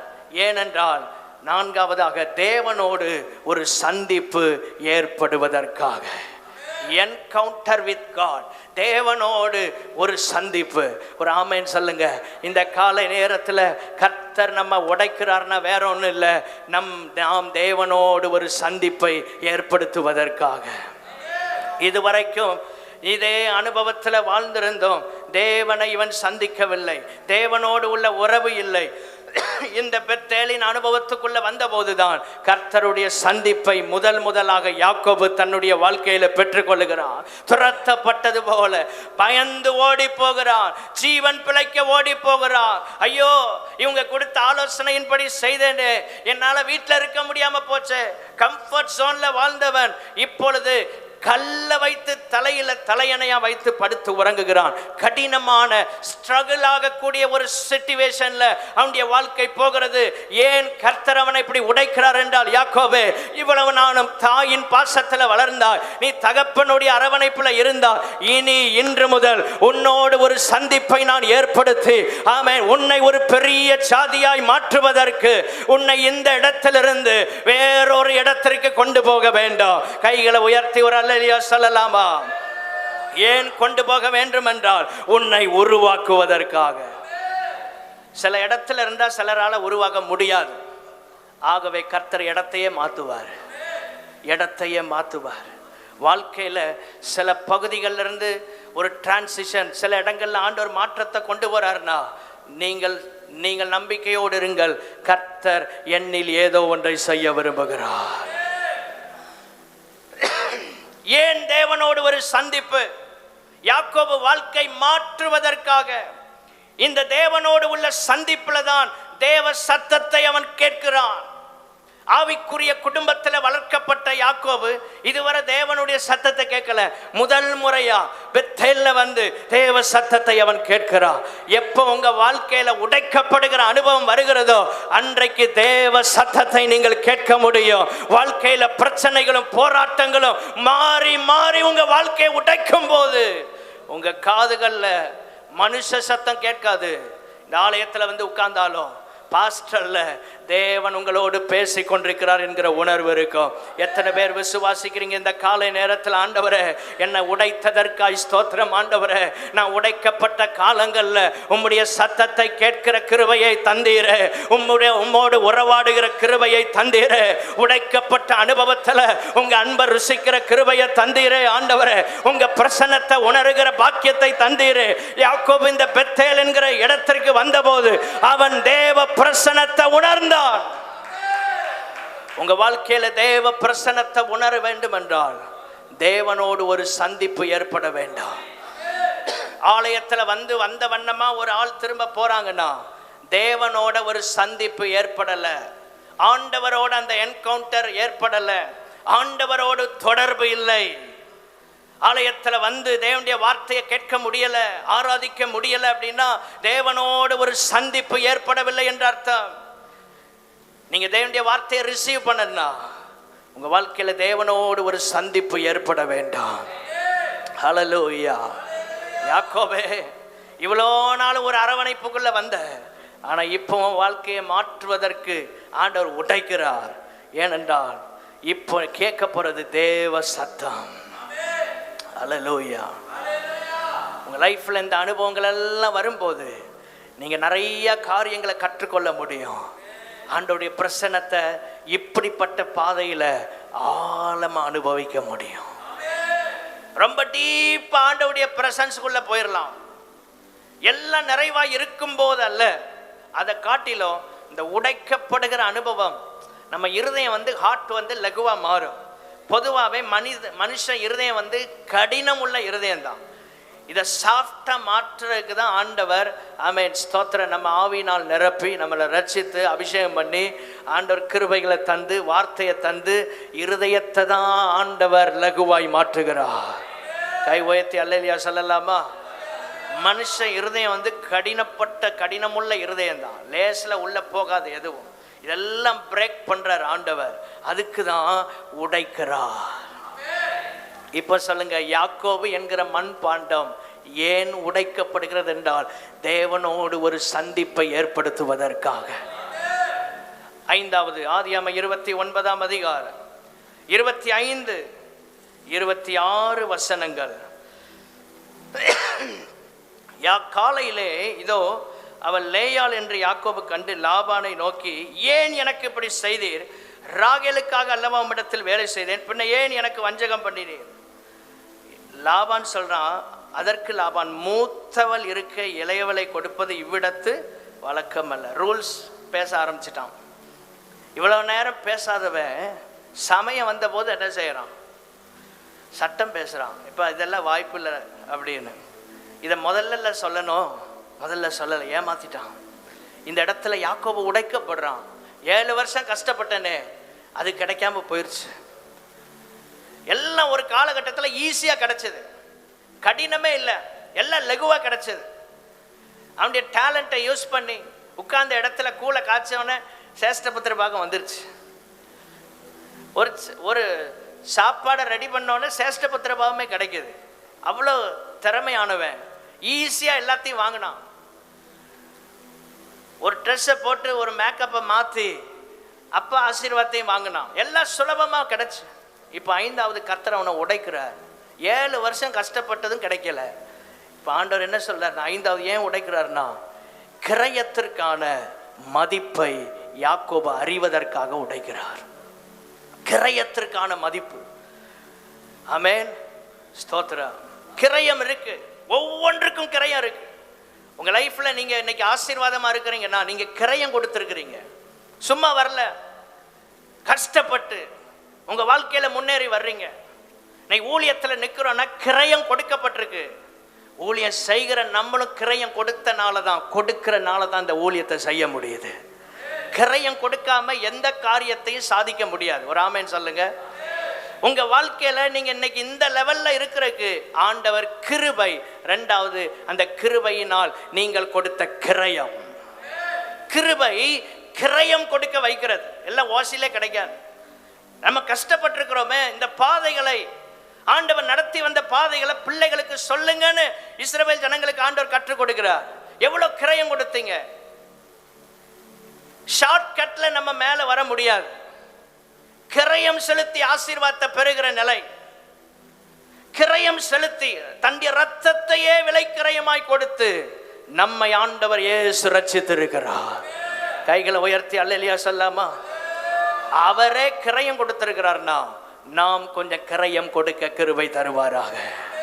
கிரயம் கொடுத்தா கிரியை நடக்கும். ஒரு ஆமேன் சொல்லுங்க. கிரயம் கொடுத்தா ஆண்டவர் ஊழியத்தில் எப்படி பயன்படுத்துறாரு. நிறைய இடங்கள் போறோம் அப்படின்னா கிரயம் கொடுக்கறனால தான். சும்மா உட்காந்துட்டு ஞாயிற்றுக்கிழமை மட்டும் சர்ச்சுக்கு வந்து ஒரு பிரசங்கம் மட்டும் இப்படியே நம்ம வாழ்க்கை போச்சுன்னா ஒண்ணுமே இருக்காது. அப்ப கிரயம் கொடுக்க கொடுக்க கொடுக்க ஆண்டவர் கிருபையை தந்துட்டே இருப்பாரு.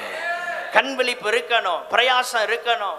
உங்க வாழ்க்கையில நீங்க செய்யற பிசினஸ்ல கண் விழிப்பு இருக்குல்ல, அதுதான் கிரயம். நீங்க உங்க நேரத்தை செலவழிக்கிறீங்க, போய் கிடக்குறீங்க அந்த இடத்துல, அப்ப ஆண்டவர் அதை ஆசீர்வதிக்கிறார். நான் ஜெபம் பண்ணிட்டு கண்ணை மூடிட்டு இருப்பேன், என் பிசினஸ் வளரட்டும்னா வளராது. நீங்க கிரயம் கொடுக்கணும். நான் கண்ணை மூடிட்டு வீட்டில் உட்காந்துருப்பேன், ஜெபம் பண்ணிட்டு ஆண்டவர் எனக்கு மாசம் மாசம் எனக்கு படி அளக்கன்னா நடக்காது. போய் நின்று வேலை செஞ்சு உங்க ஸ்தானத்துல நீங்க கர்த்தருடைய வேலையை செய்யணும், உலக வேலையை செய்யணும். அப்பதான் ஆசீர்வாதம் வரும். கைகளை உயர்த்தி அல்லேலூயா சொல்லாமா? இந்த சோம்பேறிகளுக்கு கர்த்தர் ஒரு நாளும் கை கொடுக்க மாட்டார். அல்லேலூயா. சோம்பலின் ஆவி, அது ஒரு ஸ்பிரிட். அப்படியே இருந்தா ஒண்ணுமே நடக்காது. கிரயம் கொடுக்கணும். என்ன விஷயத்தை செய்யணும், ஏதாவது ஒரு விலை கிரயம். ஒரு கூட்டத்தை நடத்தினாலும் கிரயம் கொடுத்தாதான் நடத்த முடியுது. அதுக்கு கண் விழிப்பு, அதுக்கு பிரயாசம், அதுக்கு திட்டமிடுதல், அதுக்கு ஆட்களை நியமித்தல், அந்த பொறுப்புகளுக்கு ஆட்களை ஃபாலோ பண்ணும். ஆட்களை பொறுப்புக்கு நியமிச்சோன்னா வேலை முடியாது, வேலை அதிகமாகும். அடுத்து அவங்க செய்கிறாங்களா செய்யலையா, என்ன நடந்து. கிரயம், உங்க வாழ்க்கையில கிரயம் கொடுக்கணும். பொருட்களை வாங்கிட்டு வர்ற ஆலயத்துக்கு வந்தோன்னே அப்படி எல்லாமே செட் ஆயிடாது. அதுக்கு 2 மணி நேரம் இங்கே கிரயம் கொடுத்து அதை செட் பண்ண வேண்டியது. ஒரு சர்வீஸ் நடத்தணும்னா இங்கே கிரயம் கொடுக்கப்படுகிறது. இந்த சபையில் ஒரு ஜெபக்கூட்டத்தை நடத்தணும், ஒரு ஆராதனையை நடத்தணும்னா பல மணி நேரம் கிரயம் கொடுத்து தேவனுடைய வார்த்தையை உட்கார்ந்து தியானம் பண்ணி அவர் தந்த கிருபையில் கண்விழிப்போட இருந்தாதான் ஆண்டவர் கிரியை செய்வார். திரும்ப சொல்றேன், கிரயம் இல்லாம கிரியை இல்லை. எல்லாரும் சொல்லுங்க, கிரயம் இல்லாமல் ஆண்டவருடைய கிரியைகளை உங்க வாழ்க்கையில பார்க்கணும்னா கிரயம் செலுத்துங்கள். 6வதாக ஆதியாகமம் 31:32. ஆதியாகமம் 31:32. யாக்கோப ஆண்டவர் இன்னும் உடைக்கிறார். ஸ்தோத்திரம். யாக்கோபு வாழ்க்கையில எதற்காக 14 வருஷம் கஷ்டப்பட்டானோ அங்க தேவனுடைய வீட்டுக்கு ஆண்டவர் வாக்கு தத்தம் பண்ணின பூமிக்கு போகும்போது அதை அவன் இழந்தான். ஆதியாகமம் 35:19 ராகேல் மரித்து அடக்கம் பண்ணப்பட்டாள். மிஸ் பண்ணிட்டான். ஸ்தோத்திரம். நம்முடைய வாழ்க்கையில ஆண்டவர் தருகிற மேன்மையான காரியங்களை நாம் இழந்து போய்விடக்கூடாது. அதுல நாம் மிகவும் ஜாக்கிரதை உள்ளவர்களாக இருக்க வேண்டும். இந்த யாக்கோபு ராகேலை இழந்துட்டான். ஏன்? இந்த தகப்பனுடைய வீட்டில இருந்து வரும்போது சொருபத்தை எடுத்து மறைச்சு வச்சு கொண்டு வந்துட்டான். நம்ம வாழ்க்கையில ஏதாவது ஒண்ணு மறைஞ்சு இருந்தா போதும், அதனால பிரச்சனை வரும். அவன் தேடி தேடி பார்க்கறான். இவன் மேலேயே உட்கார்ந்துக்கிட்டு ரீசன் சொல்லி தப்பிச்சிட்டான்.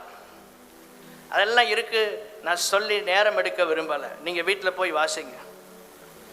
உட்கார்ந்து அப்படியே ரீசன் சொல்லிட்டு கண்ணை மூடின மாதிரி இருந்துட்டான். ஸ்தோத்திரம். அவன் போயிட்டான், எப்படியோ மிஸ் ஆயிடுச்சு அப்படின்னு. ஆனா கானானுக்குள்ள போக முடியல. உங்க வாழ்க்கையில ஏதாவது ஒரு பாவம் மறைந்திருக்கும் என்றால் நீங்க மேன்மையான கானானின் ஆசீர்வாதத்தை இழந்து போவீங்க. அந்தரங்க வாழ்க்கையில, ஸ்தோத்திரம், பர்சனல் லைஃப்ல, தனிப்பட்ட வாழ்க்கையில யாருக்கும் தெரியாத அந்தரங்கம். ஸ்தோத்திரம். அப்படி ஒரு பகுதி இருக்கு, எல்லாருக்குமே இருக்கு. கணவனுக்கு தெரியாத அந்தரங்கம், மனைவிக்கு தெரியாத அந்தரங்கம், பிள்ளைகளுக்கு தெரியாத அந்தரங்கம், பெற்றோருக்கு தெரியாத அந்தரங்கம், உங்க கூட வேலை செய்யறவங்க, நம்ம கூட ஊழியர் செய்யறோம், யாருக்குமே தெரியாத ஒரு அந்தரங்க பகுதி எல்லாரும் வாழ்க்கையிலும் உண்டு. அதிலே கர்த்தருக்கு நாம் உண்மையா இருக்க கர்த்தர் கிருபைகளை தருவாராக. கைகளை உயர்த்தி அல்லேலூயா சொல்லலாமா? உண்மை உள்ள மனுஷன் பரிபூர்ண ஆசீர்வாதங்களை பெறுவான். ஆமென். ஸ்தோத்திரம். இந்த அந்த சீக்ரெட் லைஃப்ல ராகேல் கோட்டை விட்டுட்டான். அவன் மறைச்சு வச்சிருக்கா, யாருக்கும் தெரியாது. ஆனா ஆண்டவர் கானானுக்குள்ள அவளை கொண்டு போகல. ஏதோ ஒன்று நம்ம வாழ்க்கையில யாருக்கும் தெரியாம மறைந்து இருக்கிறது கூட பெரிய ஆசீர்வாதத்தை இழக்கிறதுக்கு காரணமாயிரும். யாக்கோபுக்கு இது தெரியல. ஒரு குடும்ப தலைவன் தன்னுடைய குடும்பத்துல என்ன நடக்குங்கிறத கண்டுபிடிக்கணும். ஒரு குடும்ப தலைவி தன்னுடைய குடும்பத்துக்குள்ள என்ன நடக்குங்கிறத கண்டுபிடிக்கணும். அதுக்குதான் ஆவிய பகுத்தறிகிற வரம் வேண்டும், டிசைனிங் ஸ்பிரிட். இதெல்லாம் இல்லைன்னா குடும்பத்தை நடத்த முடியாது. ஆதியாகமம் 31:32 ராகேல் அவைகளை திருடி கொண்டு வந்ததை யாக்கோபு அறியாதிருந்தான். ஏன்? கர்த்தர் அவனை உடைக்கிறார். ராகேலை மிஸ் பண்ணி உடைக்கப்படுகிற ஒரு அனுபவத்திற்குள்ள இவன் வந்தபோது, உடைக்கப்படுகிற ஒரு அனுபவம் வாழ்க்கையில வந்தபோது என்ன நடந்து தெரியுமா? தேவனுடைய பிள்ளைகளே, அங்கே சொல்லப்பட்டிருக்கிறது. எதற்காக அவனை உடைக்கிறார் என்றால், இவள் எடுத்து வச்சிருந்ததை யாக்கோபு அறியாதிருந்தான். யாக்கோபுக்கு மறைத்து வச்சான்னு சொல்ல, அவன் அறியல. அப்போ வீட்டுல என்ன நடக்குங்கிறத அவன் அறியல. இன்னைக்கு உங்க வீட்டுல என்ன நடக்குது, உங்க குடும்பத்துக்குள்ள என்ன நடக்குங்கிறத தெரியலன்னா நம்மளை கர்த்தர் நிச்சயமா உடைப்பார். சில நேரம் நமக்குள்ள நல்ல ஆவிக்குரிய அனுபவங்கள் இருக்கும். நம்ம குடும்பத்துல டிராவல் பண்றவங்க அவங்க என்ன நிலையில இருக்கிறாங்க, இதை நீங்க ஆராய்ந்து பார்க்கணும். இந்த விசுவாசத்துல அவங்க இருக்கிறாங்களா? உங்க ஃபேமிலியை குறித்து நீங்க எச்சரிக்கையா இல்லைன்னா நம்ம வாழ்க்கையை ஆண்டவர் உடைச்சு தான் உருவாக்குவாரு. எல்லாத்தையும் கவனமா பண்ணவன் ஞானமா பண்ணா லாபான்ட்டெல்லாம். ஆனால் என்ன நடந்தது? தான் நேசித்த ஒரு ராகேல் அவள் வைத்திருந்ததை அறியல அப்படின்னா 6வது குறிப்பு, தன்னை சுற்றி நடக்கும் காரியங்களை அறிய விடாமல் தடுக்கும் அன்பு. அதான் கர்த்தர் உடைச்சார். இந்த அன்பு ரொம்ப எக்ஸ்ட்ரீமா சில நேரங்கள்ல, ஸ்தோத்திரம், என்ன நடக்குன்னு கூட தெரியாது, கண்ணை மூடிட்டே இருப்பாங்க. தவறுகளை திருத்தி கொள்வதுதான் சரியான அன்பு. எல்லாரும் சொல்லுங்க, தவறுகளை கரெக்ஷன் பண்ணணும். இதே அவனுக்கு தெரியல. அவனை சுத்தி என்ன நடக்குன்னு அவனுக்கு தெரியல. இன்னைக்கு சிலர் நல்லா ஜெபம் பண்ணுவாங்க, ஆனா தன் குடும்பத்துல என்ன நடக்குன்னு தெரியாது. தேசத்தை குறித்த வெளிப்பாடு இருக்கும், ஆனா வீட்டுல ஒரு வெளிப்பாடு இல்லாம போயிடுவாங்க. இன்னைக்கு கர்த்தர் நம்மோட பேசுகிறார். தேவனுடைய பிள்ளைகளே, உலகத்தை குறித்த வெளிப்பாட்டுக்கு முன்னால நம்ம வீட்டுல என்ன நடக்குங்கிற வெளிப்பாட்டை பெற்றுக்கொள்ளணும். ஆமென். ஸ்தோத்திரம். நீங்க அப்பந்தான் வெற்றியுள்ள ஒரு குடும்ப தலைவராக முடியும், வெற்றியுள்ள ஒரு குடும்ப தலைவியாக முடியும். உங்க பிள்ளைகள் லைஃப்ல என்ன நடக்கு? அன்புங்கிற பேர்ல பிள்ளைகள் மேல அளவு கடந்த அன்புங்கிற பேர்ல சுத்தி நடக்கிறத தெரியாம இருந்தா நம்ம தான் வருத்தப்படுவோம். ஆண்டவர் சொல்றாரு, யாக்கோபை உடைக்கிறார். ஏன் ஆண்டவரே இப்படி நடந்து? நீ அறியல, நீ கவனிக்கல, உன் குடும்பத்தில் என்ன நடக்குங்கிறதையே நீ அறியல. ஆண்டவர் அங்க செக் வைக்கிறார். கானானுக்கு போற இடத்துல ஸ்டாப் பண்ணிட்டார். ஆண்டவர் தெரியும் எங்க கேட்டை போடணுமோ அங்க போடுவார். கைகளை உயர்த்தி ஒரு ஆமென் சொல்லலாமா? சில நேரம் ஒண்ணுமே இல்லையே, நான் நல்ல தைரியமா செய்யறேன், என்ன யாரும் கேட்கல, எங்கேயும் மாட்டல, பிரச்சனையே இல்லை, வாட்டுக்கு வண்டி ஓடிட்டு இருக்கு. பிரச்சனை எங்க வரும்னா, எங்க கேட்டை போட்டா லாக் ஆகாம அங்க கொண்டு போடுவார். யார எப்படி வலை போட்டு பிடிக்கணுங்கிறது கர்த்தருக்கு நல்லா தெரியும். 7வது கடைசி ஒன்றை சொல்லி முடிக்கிறேன். ஆதியாகமம் 32ஆம் அதிகாரம் 6-7 வசனங்கள். ஏசா அவனை சந்திக்கிறதுக்கு இவன் ஆள் அனுப்பன்னு பார்த்தா அங்க ஒரு செய்தி வருது, உன்னை சந்திக்கிறதுக்கு உங்க அண்ணன் 400 பேரோட வர்றான்ப்பா. அவ்வளவுதான் பயம் வந்துருச்சு. 400 பேரா? ஒரு ஏசாவே சமாளிக்க முடியல, 400 பேரை எப்படி சமாளிப்பது? வேற ஒண்ணுமே செய்யலைங்க, வேற ஒன்றும் செய்யல. யாக்கோபு என்ன செஞ்சான்னா, எல்லாத்தையும் பயந்து போய் எல்லாத்தையும் அக்கறைப்படுத்துறான். ஆதியாகமம் 32ஆம் அதிகாரம் 23-24 வசனங்களை குறித்து கொள்ளுங்க. எல்லாவற்றையும் மனைவி, பிள்ளைகள், பொருட்கள் எல்லாத்தையும் அக்கறைப்படுத்திட்டு யாக்கோபு பிந்தி தனித்திருந்தான். பொழுது விடியும் மட்டும், சூரியன் உதயமாகிற வரைக்கும் ஆண்டவருடைய சமூகத்தில் ஜெபம் பண்றான். என்ன காரியம்? ஏங்க கர்த்தர் திரும்ப உடைக்கிறாருன்னா, 7வது குறிப்பு, மறுபடியும் ஒரு சந்திப்பு தேவனோடு ஏற்பட வேண்டும். என்றைக்கோ பெற்ற அனுபவம் அல்ல. அன்னைக்கு ரட்சிக்கப்பட்டேன், இந்த வருஷத்துல நான் ரட்சிக்கப்பட்டேன். இன்னைக்கு ஆண்டவர் சொல்றார், மறுபடி ஒரு சந்திப்பு வேண்டும், மறுபடி ஒரு சந்திப்பு வேண்டும். ஆமென், ஸ்தோத்திரம். சில நேரம் நாட்கள் ஆகும்போது தெய்வ பயம் குறைஞ்சிடக்கூடாது. நம்ம எத்தனை வருஷம் ஆனாலும் ரட்சிக்கப்பட்டு ஆண்டவர் சபையில தெய்வ பயத்தோட, ஆண்டவர் சமூகத்துல பயபக்தியோட, நாம் ஆண்டவருடைய வார்த்தையை பயபக்தியோட கேட்கும் போது ஆசீர்வாதம். இந்த யாக்கோபு வாழ்க்கையில ஒரு சந்திப்பு ஏற்பட்டது உண்மை. இப்பொழுது மறுபடி ஒரு சந்திப்பு தேவைப்படுகிறது. இந்த வருஷம் இத்தனாம் தேதி ரட்சிக்கப்பட்ட நல்லது, மறுபடியும் ஒரு தொடுதலை ஆண்டவர் இந்த காலை நேரத்தில் நமக்கு கொடுக்க விரும்புகிறார். அதற்காக கர்த்தர் யாக்கோபை உடைத்து தனித்திருக்க வைத்தார். தனி ஜெபம் உங்களை உருவாக்கும். கைகளை உயர்த்தி எல்லாரும் சொல்லுங்க, ஆண்டவரே, பல மணி நேரங்கள் என் வாழ்க்கையில தனித்திருந்து ஜெபம் பண்ணுகிற அனுபவத்தை கர்த்தர் தருவீராக. யாக்கோபை கர்த்தர் ஏன் உடைக்கிறார்னா, மறுபடியும் ஒரு தெய்வீக தொடுதல் வேண்டும், திரும்பவும் ஒரு தொடுதல் அவசியம். இந்த இடத்துல வந்துதான், இந்த ஜெபத்துக்கு பிற்பாடுதான் ஆதியாகமம் 32:29 ஆண்டவர் 27, 28, 29 அவனுடைய பெயரை ஆண்டவர் இஸ்ரவேலாக மாற்றுகிறார். கைகளை உயர்த்தி அல்லேலூயா சொல்லலாமா? உங்க வாழ்க்கையில மறுபடி ஒரு சந்திப்பு தேவனோடு ஏற்பட்டா வாழ்க்கை டோட்டலா மாறிடும். ஏற்கனவே நான் ரட்சிக்கப்பட்டாச்சு, இத்தனை வருஷம் ஆயிட்டு, அதெல்லாம் ஒரு பக்கம் இருக்கட்டும். இன்னைக்கு மறுபடி ஒரு சந்திப்பு வேணும், மறுபடி ஒரு தொடுதல் வேணும், மறுபடி ஒரு எழுப்புதல் வேணும். இது வந்தா என் வாழ்க்கை முற்றிலும் மாறிடும் என்று சொல்றவங்க மட்டும் இருக்கிற இடத்துல எழுந்து நின்று